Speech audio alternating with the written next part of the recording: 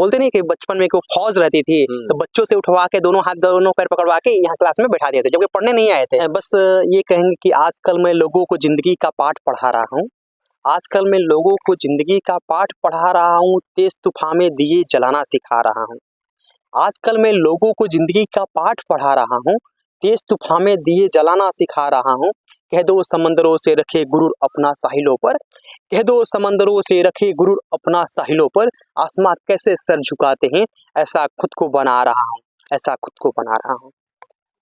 अभी मैं मौजूद हूँ भोजपुर जिला में और भोजपुर जिला के उस गांव में मौजूद हूँ जहां से एक हमारे साथ और कवि प्रेम सागर जी के गांव में हम मौजूद हैं। इसी गांव में है जहां पे ये अपना शिक्षा दीक्षा यहाँ से लिए हैं और शिक्षा दीक्षा लेने के बाद आज देश में ही नहीं पूरा विदेश में भी इनका जाना आना हो गया है और कवि सम्मेलन के माध्यम से इनका अगर कहा जाए तो गिनीज वर्ल्ड रिकॉर्ड में भी नाम शामिल हो चुका है। तो कवि जी हमारे दूसरे बार हमारे साथ इनसे मुलाकात हुई और इनके पैतृक गांव हम पहुंचे हुए हैं और पैतृक गांव पहुंचने के बाद इनसे खास बात पर चर्चा हुई और इनके द्वारा जो बताया गया कि आज भी उस स्कूल का स्थिति उसी तरह है जिस स्कूल में हमने आज से 15 साल पहले शिक्षा लिया था और शिक्षा लेने के बाद इस शिक्षा के अभाव में यहाँ से पढ़ते हुए और ये एक बढ़िया कवि निकले यहाँ से इस क्षेत्र से, जो कि यहाँ पे कवि का जो साहित्य का जो कवि है वो यहाँ पे ना के बराबर है। तो ज्यादा जानकारी के लिए इन्हीं से बात करेंगे कि आखिर इस स्कूल से आप शिक्षा के अभाव में पढ़े और किस तरह से आपका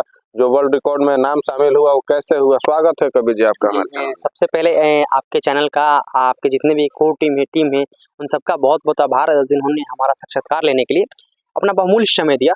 और यकीनन ये हमारी दृष्टि से देखिएगा तो मेरे जीवन का एक ऐतिहासिक इंटरव्यू रहेगा, साक्षात्कार रहेगा, क्योंकि आज तक बहुत सारे हमने इंटरव्यू दिया, लेकिन आज तक जो चीज़ें हम दिखाना चाहते थे, जो पब्लिक को दिखाना चाहते थे कि भैया हमारी जो प्रारंभिक शिक्षा थी कहाँ से हुई है, किस परिवेश से हम निकल के आए हैं। जिस प्रेम सर पांडे को आप लोग जानते हैं वो निश्चित तौर पे एक बहुत पिछड़े हुए मतलब कि श्रेणी से आते हैं, बहुत पिछड़े समाज से आते हैं, जहाँ पे कि लेकिन न शिक्षा की उचित व्यवस्था थी, न साधन था, न किसी तरह की परिवेश साहित्यिक माहौल मिला था।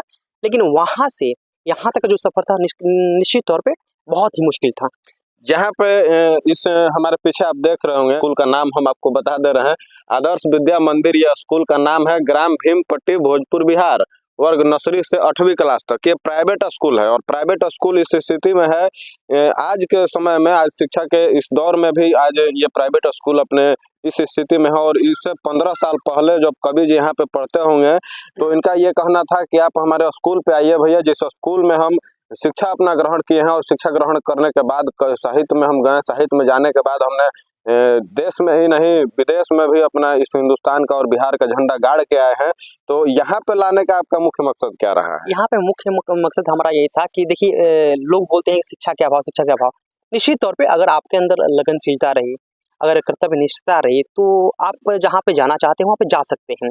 ये देखिए गौर से देखिए, ये विद्यालय जो है हमारा आज भी कितना पिछड़ा हुआ है, जहाँ प्राइवेट स्कूल बिल्डिंग बनते जा रहे हैं। लेकिन आज भी ये देखिए, पहले हम लोग को याद है आज भी हमें कि वो जो दिख रहा है आपका घर जैसा, वहीं पे हम बैठा करते थे, उसी क्लास में बैठा। थोड़ा सा गेट पे हम आगे दिखा रहे हैं, देखिए ये उस विद्यालय का गेट है और गेट भी आज भी उसी स्थिति में है या गेट चेंज किया गया? नहीं, गेट उसी स्थिति में है, आज भी उसी स्थिति में। हाँ, जी।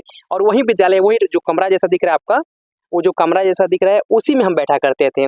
और उसके बाद हम लोग का क्लास चेंज हुआ तो फिर उधर गए हम लोग। कमरा जैसा दिख रहा है मतलब वो क्लासरूम है। थोड़ा सा कैमरामैन से कहूंगा कि थोड़ा सा उस क्लासरूम को दिखाइए जिस क्लासरूम में ये कभी बैठकर उस समय शिक्षा ग्रहण किया करते थे। और ये बिल्कुल गुरुकुल की तरह लग रहा है, जिस समय पहले के समय में गुरुकुल हुआ करता था उस जैसा ये दृश्य आपको देखने को लग रहा है। अभी स्कूल का तो ताला बंद है, आज यहाँ पे रविवार है, लेकिन हम लोग फिर भी इस स्कूल पे आए हुए हैं इस चीज को दिखाने के लिए। कवि जी की इस मतलब ये चीज था कि मतलब हमारे स्कूल को दिखाया जाए कि कैसे हम स्कूल में इस शिक्षा के अभाव में भी हम पढ़ के यहाँ से आगे निकले। वो क्लासरूम है और क्लासरूम को हम दिखाने का प्रयास कर रहे हैं। तो कवि जी इस क्लासरूम में आप लोग कितने मतलब बच्चे होते थे और टीचर जो थे उस समय का टीचर और आज के टीचर में क्या? नहीं, एक चीज था कि शिक्षक वहाँ पे उस टाइम में मतलब कि अच्छे थे, हमें जो भी चाहिए था हमको मिले थे। हमें आज भी याद है कि एक बार हम घूमते घूमते उधर चले गए थे, पढ़ने नहीं आए थे, तो जो हमारे प्रताप सर थे वो वहाँ पे हमको पकड़ लिए। और जो बोलते नहीं कि बचपन में कोई फौज रहती थी तो बच्चों से उठवा के दोनों हाथ दोनों पैर पकड़वा के यहाँ क्लास में बैठा दिए थे, जबकि पढ़ने नहीं आए थे। और तब हमको मतलब कि वो हाफ टाइम के बाद हम क्लास ज्वाइन किए थे। तो वो सारी चीज़ें रही जो कहीं न कहीं हमारे जीवन को और बेहतर बनाते हैं। और शिक्षक अच्छे थे, हाँ, पढ़ाई भी अच्छी थी। बाद में बहुत सारा परिवेश बदलते गए, आज विद्यालय की मतलब कि थोड़ी-सी स्थिति खराब हो गई। ये अपने आप को समय के साथ कहीं न कहीं परिवर्तन नहीं कर पाए, इसके परिणाम है।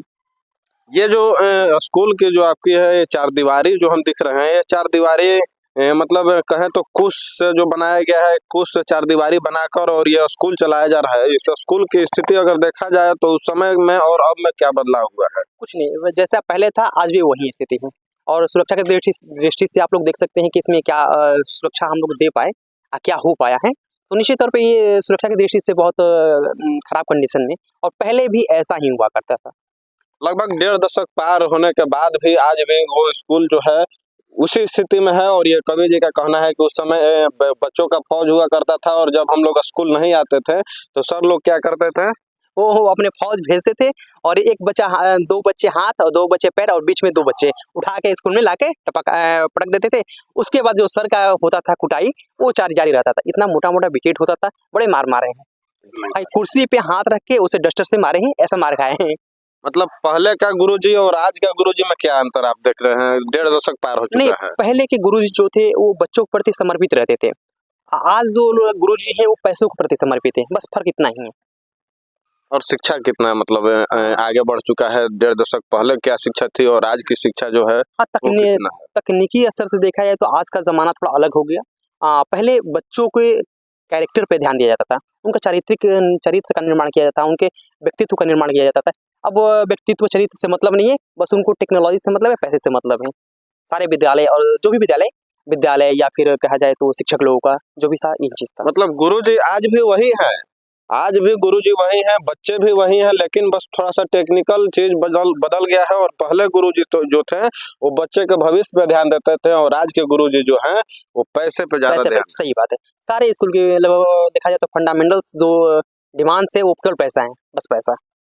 इस स्कूल में आपका शिक्षा-दीक्षा हुआ, यहाँ से आप आगे निकले, आगे निकलने के बाद आप हाई स्कूल में गए होंगे, तो हाई स्कूल में जाने के बाद आपका शिक्षा कैसा रहा? जी, वहाँ पे भी बहुत बढ़िया था। शिक्षक लोग वो टाइम, हालाँकि एक चीज़ रही कि बचपन से लेके हमेशा मतलब कि क्लास 12 तक तकरीबन मेरा लगभग मतलब कि 1 टू 5 तक मेरा रैंक रहता था हमेशा। पढ़ने में अच्छे थे। बस ये चीज़ था कि जैसा ज़माना को चाहिए था वैसा माहौल नहीं मिल पाया, जिसकी वजह से थोड़े से पिछड़ गए। हालाँकि हमें अफ़सोस नहीं होता है। हमें जो चीज़ चाहिए थी वो हिंदी साहित्य ने सारी चीज़ें दी, जो आज बड़े-बड़े लोगों को नहीं मिल पाती हैं। इस स्कूल से निकलने के बाद आप तो कवि बन गए और ये स्कूल अभी उसी स्थिति में है। और इस स्कूल के लिए आप कविता के माध्यम से क्या? बस ये कहेंगे कि आजकल मैं लोगों को ज़िंदगी का पाठ पढ़ा रहा हूँ। आजकल मैं लोगों को ज़िंदगी का पाठ पढ़ा रहा हूँ, तेज़ तूफ़ान में दिए जलाना सिखा रहा हूँ। आजकल मैं लोगों को ज़िंदगी का पाठ पढ़ा रहा हूँ, तेज़ तूफ़ान में दिए जलाना सिखा रहा हूँ। कह दो समंदरों से रखे गुरूर अपना साहिलों पर, कह दो समंदरों से रखे गुरूर अपना साहिलों पर, आसमां कैसे सर झुकाते हैं, ऐसा खुद को बना रहा हूँ, ऐसा खुद को बना रहा हूँ। तो देखिए ये कवि प्रेम सागर पांडे जी हमारे साथ थे और इनका मुख्य उद्देश्य यही था कि हम इसी स्कूल से पढ़ के आज साहित्य का जो कवि हैं उस क्षेत्र में हम चले गए। उस समय शिक्षा ना के बराबर यहाँ पर था, आज से 1.5 दशक पहले की बात ये कर रहे हैं। और बता रहे हैं कि जब हम लोग पढ़ने नहीं आते थे तो गुरुजी का एक फौज जाता था और टांग कर ला कर स्कूल में पटक देते थे। उसके बाद जो गुरुजी है अपना दान दक्षिणा इन लोगों को दिया करते थे। माना जाएगा बस दिखावा है, ढोंग। जो चीज़ चाहिए थी वो नज़र नहीं आ रहा है। हाँ, ये नहीं बोल सकते कि सारे विद्यालय का हाल वही है, लेकिन हाँ, ऐसे मतलब कि अधिकतम विद्यालयों में ऐसा हो रहा है कि केवल वो पैसे पे ध्यान दिया जा रहा है, बच्चों के भविष्य पे नहीं ध्यान दिया जा रहा है, परिणाम उससे बेहतर नहीं आ पा रहे हैं। उन शिक्षकों के लिए क्या कहिएगा आप कविता के माध्यम से जो आज बच्चों के भविष्य पर ना ध्यान दे के पैसे पे ज्यादा ध्यान दे रहे कि संबंधों के चीरहरण पे हम भी मौन रह जाते हैं, मतलब कि बच्चे और जो शिक्षक का संबंध है, जो छात्र और शिक्षक का, कि संबंधों के चीरहरण पे हम भी मौन रह जाते हैं, कुछ खोने कुछ पाने में सब कुछ खो जाते हैं, लोगों की कसमों वादों पर अब यकीन न रहा, जब अपने होने का दावा कर जयचंद निकल जाते हैं, जयचंद निकल जाते। तो जो गार्जियन का समर्पण रहता है शिक्षक के प्रति, हम बच्चे को जब आपके तरफ सौंप रहे हैं, आपके लिए सौंप रहे हैं, तो भैया आप बच्चे को एक बेहतर इंसान बना के निकालिए। लेकिन शिक्षक ऐसा नहीं कर पा रहे हैं, तो वो जो जयचंद निकलने वाली बात आ रही है ना, तो हम अपनी मुक्तक के माध्यम से यही संदेश देना चाहते हैं। देखिए प्रेम सागर कवि जी का साफ साफ शब्दों में कहना है कि जो पैसों के लिए किया जा रहा है। आज जो शिक्षक हैं वो पैसों के लिए कर रहे हैं। पहले बच्चे के भविष्य पर ध्यान दिया जाता था, लेकिन आज पैसों पर ध्यान दिया जा रहा है। तो चलिए इन्हीं सब सवालों के साथ फिर से एक बार आप लोगों से विदा लेते हैं, और तब तक के लिए जय हिंद, जय बिहार।